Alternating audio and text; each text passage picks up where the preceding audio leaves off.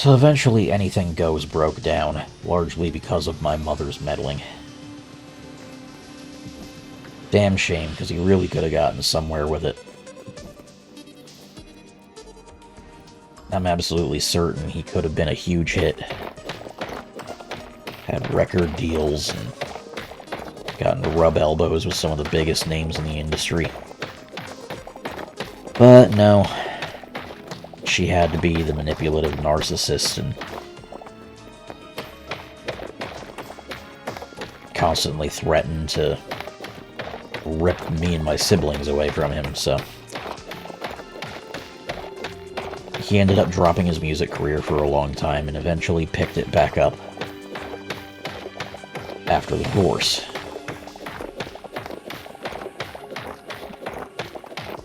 And that picked up with his cover band that he was in for a good while after Anything Goes returning. Mud Puppy. Mud Puppy was a huge hit. He really got some places with them. Mud Puppy happened to have the best drummer he ever had, and still has to this day. Kevin is an absolutely cracked drummer who warms up with the drum solo opening from Hot for Teacher. That should give you a pretty solid idea how cracked he is, if you have the musical knowledge to recognize that. The only songs in their set list that really challenge him are Rush. That's it.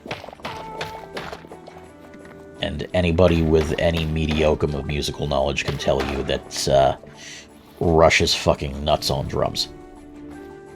So yeah, he picked things back up with Mud Puppy, and that went well for a good long while. They got Dave back in for a while before he royally fucked his hand up. And he was good for a stretch of that. Their bassist was a pretty big problem, though. Their bassist was repeatedly not showing up for practice.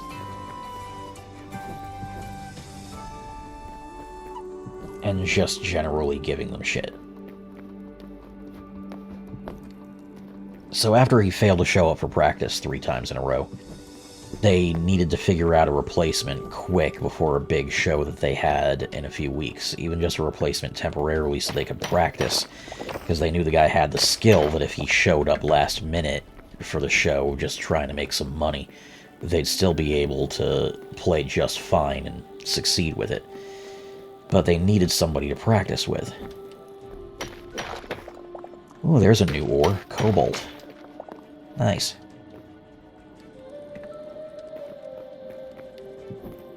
So yeah, they figured that they would be fine just so long as they got him to show up for the show. They just needed somebody to practice with. Perfectly understandable. Well,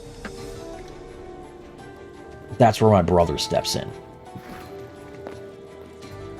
My little brother had been practicing guitar and bass for quite a while, but had largely kept quiet about it because he was just the type to keep to himself.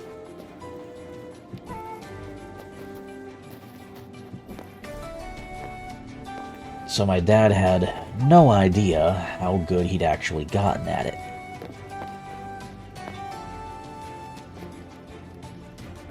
Which meant the look on his face later that week was priceless. My brother offers to show up for practice. My dad decides to humor him, support his talents.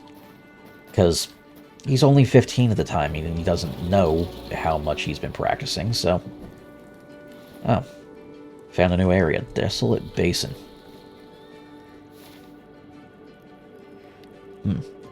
That's an exclusively underground biome. Get the feeling this is going into Skarok territory. But anyway.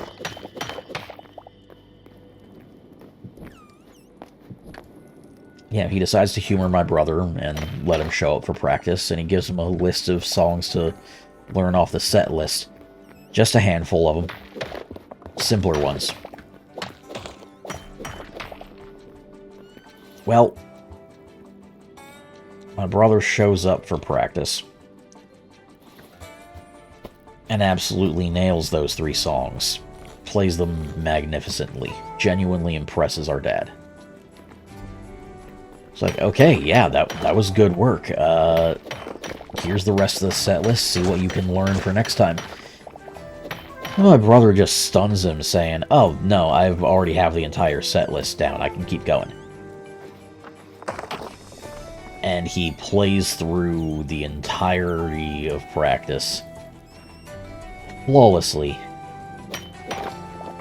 knowing every one of their songs.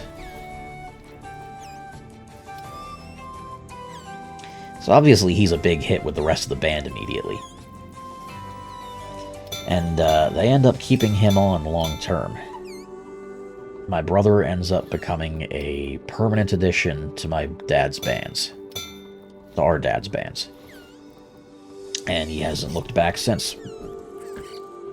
He became part of Mud Puppy for as long as that continued to exist. Sadly, Mud Puppy did come to an end. So yeah, even at 16, because he was working, it was technically legal for my brother to play in a good number of bars, as long as he was supervised and didn't drink. Oh, got goblins.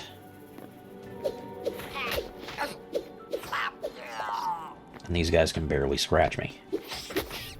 So anyway, that leads up to now, where my dad's got 2 different band projects, Reckless X and La Grunge. And La Grunge is a grunge cover band that has gotten fairly popular. And to give you an idea of my dad's general talent, I guess I never mentioned what his role has been in all of these bands. He's always been the vocalist. And he has been a phenomenal singer my entire life. To give you an idea of just how talented he is, in La Grunge, they do several Temple of the Dogs songs, and he nails that no problem, including Say Hello to Heaven and Hunger Strike. For his upper range, he gets pretty nuts. I mean, he can nail I Believe in a Thing Called Love by the Darkness like it's nothing. Journey only just barely challenges him. And that's if he's having a bad day. So with all of that singing talent and musical knowledge, he eventually, after the divorce from my mother, ended up buying a failing karaoke company and completely redoing it and making it fully successful. After he picked that company up, they became a huge hit. Kenny Productions Karaoke is still going. It's not very strong since COVID. We used to have gigs all over the Philadelphia area. Shitloads of them. But that eventually came to an end. COVID was a huge blow for the entertainment industry in this area in general, and I mean like hired entertainment rather than big brand entertainment. A lot of bars that were hosting karaoke never opened back up after COVID. A lot of the ones that did don't have the funds, or find that because of all of the closures, their competition has whittled down and given them many more customers, so they don't have to really worry about it. We used to have 5 gigs a week and several employees working for us. Actually, no, at one point we had 8 gigs a week, several employees working for us, and my dad was doing most of them. By the time I started DJing for him, we already had quite a few less gigs, but that was also because he was getting tired of it and kind of whittling down the company himself. My brother was also taking some of the gigs. He was going all the way out to Philly for some of them. But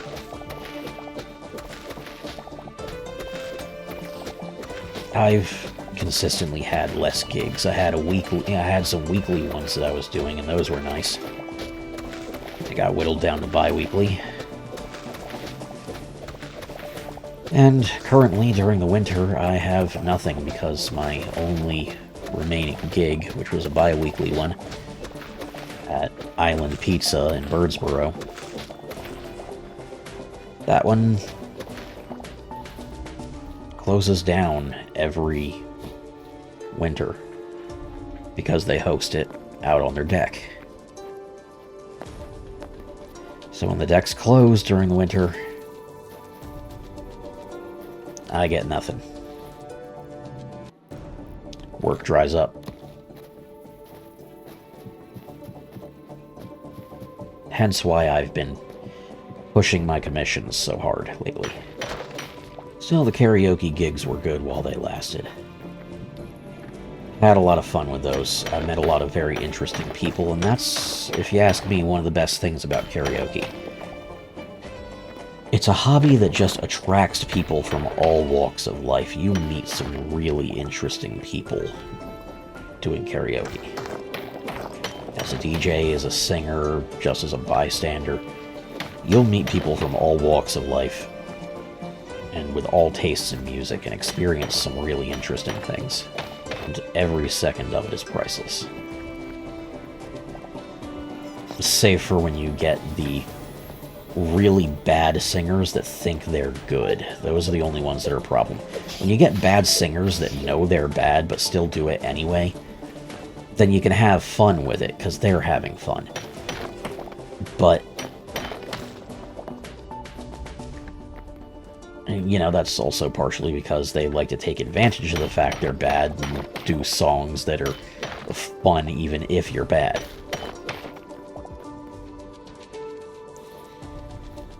The problems are the ones that are terrible but think they're the hottest shit in the world. Those are the worst customers in karaoke. Hands down. I had one guy who was consistently showing up at one of our gigs, Blackjacks, when they were still doing karaoke. They dropped it a while ago because they weren't keeping any clientele, and they were having a lot of trouble even keeping their managers because the owner is just terrible with people and management. The ways that backfired on him were numerous, but the absolute worst thing to happen in that place was most definitely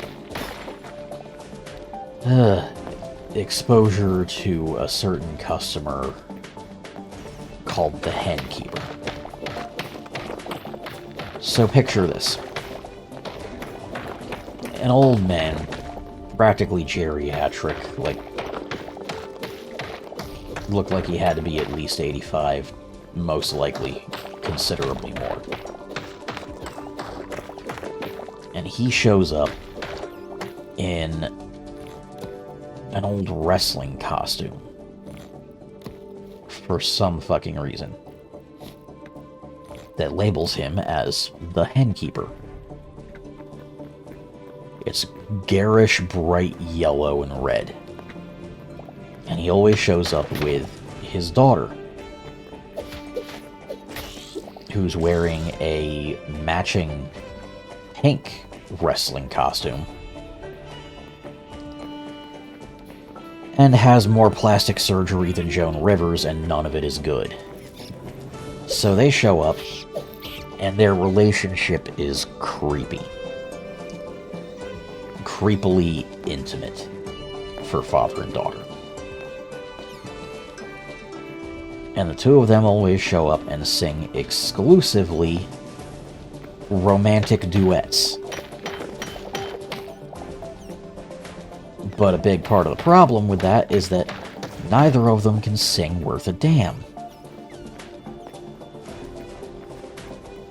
Both of them are off-key, constantly, but changing their key every other note in completely different directions. It was, hands down, the most horrific performance I had ever seen in karaoke. And that's saying a lot. Hey, if you're this far in the video, maybe consider leaving a like, a comment, and subscribing to the channel. And if you really want to help me out, consider following the link below to check out my book. I also do commissions, so feel free to contact me for that over any of my socials. Now, I'll let you get back to the video. But there's always the singers that are just really good and really fun. You got this one old man, Bill. I haven't seen him in a while now. Kinda worried about the guy. He's always had consistent health problems.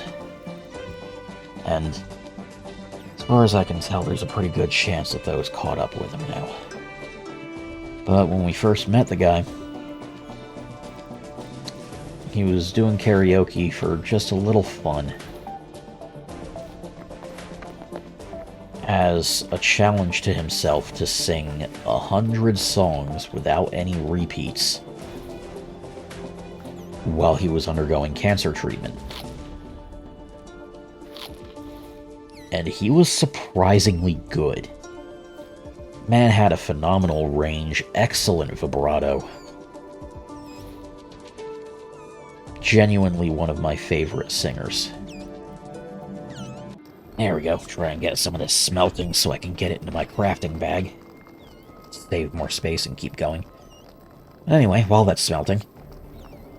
yeah, Bill was a phenomenal singer. He could cover Matchbox 20 like nobody's business.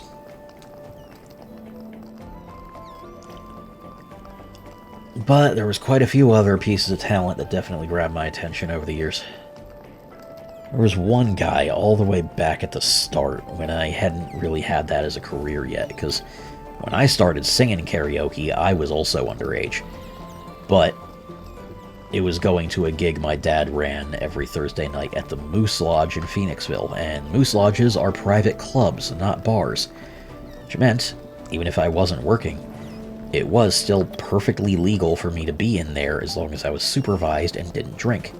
So, I came along to help out with setting up and tearing down, and for that, I got some free drinks and got to sing and just hang out with people there. And it was a good crowd. I mean, it's Phoenixville. Phoenixville's a good place. And, well, I definitely experienced some very interesting people there. But among them, one of the most interesting was definitely... well, I should tell you about two of them. There was this guy, Evan. He was very popular all throughout town. Great guy. He couldn't sing, though. But he knew that, so he took advantage of it. So he would always make sure to pick songs that were just good to sing badly. I mean, I lost count of how many times that guy did Poker Face just to mess with people. But he had a blast with it. He was up there dancing. He was drawing in the crowd, and people had a blast. But then there was this guy. We never really got his name, but we always called him Broadway Bill. Always came in wearing this three-piece suit that was just immaculately fitting and had him looking like the most dapper motherfucker in town. Well, he would show up and start off with Broadway hits and classics like New York, New York. And he would nail them. He was phenomenal at it. But there was a downside. Well, not a downside. There was an adjustment to his talents, frequently on display. The drunker this man got, the more his taste in music would... I suppose not his taste in music, the classiness of his music would deteriorate the drunker he got.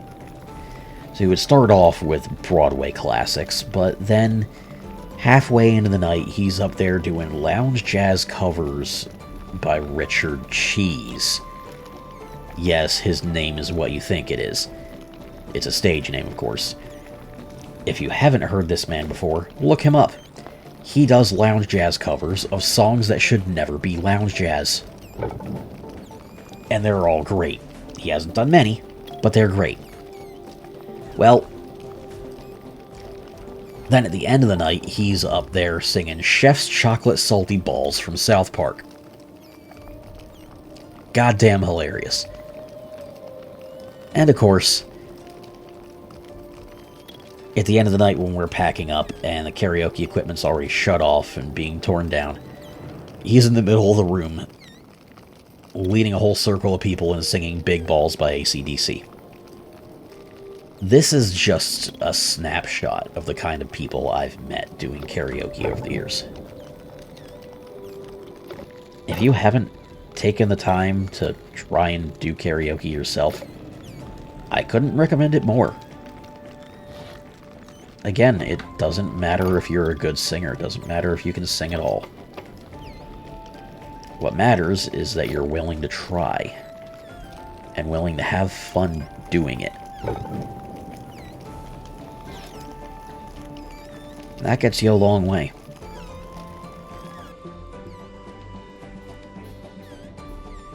Oh, that's the button to toss whatever item you're holding. Apparently it's G. I just found it at random. Oh, yeah. Time to progress further and see if I can find more thorium to use. Because I do have a considerable amount. Over 100. But more is better. So, interesting stuff happening in my home in the last 20 hours since I last recorded.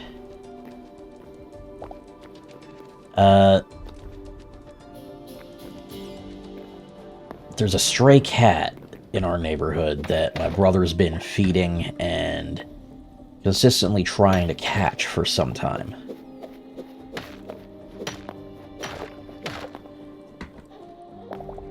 We call him Tig, short for Tigger.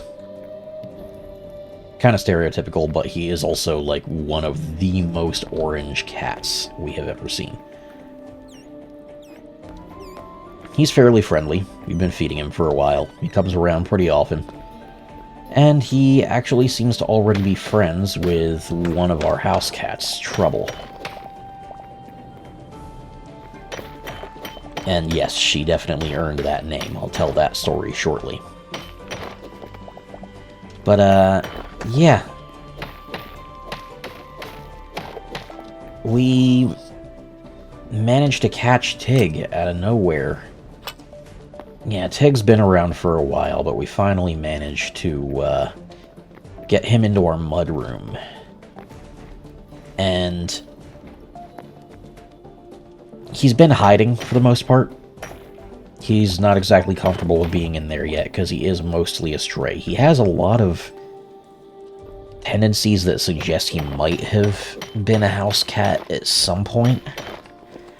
But he might also be generally uncomfortable with people right now. But we're doing our best to help mitigate that and make him comfortable.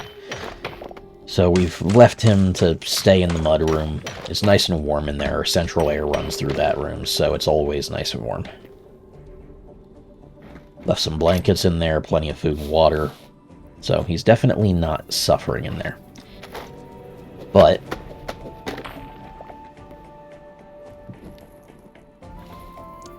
there is still a considerable problem in the fact that, well, our central air runs through there, and he's a mostly feral cat. So now the entire house smells like cat piss.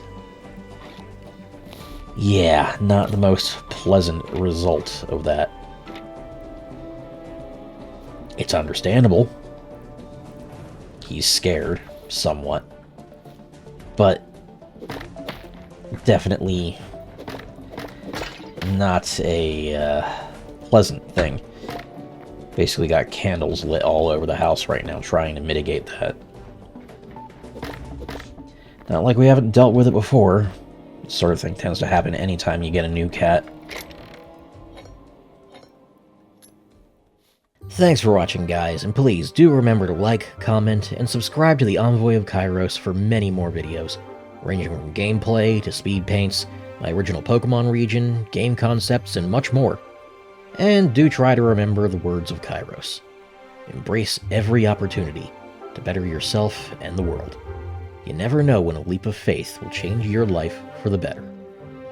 See you again soon.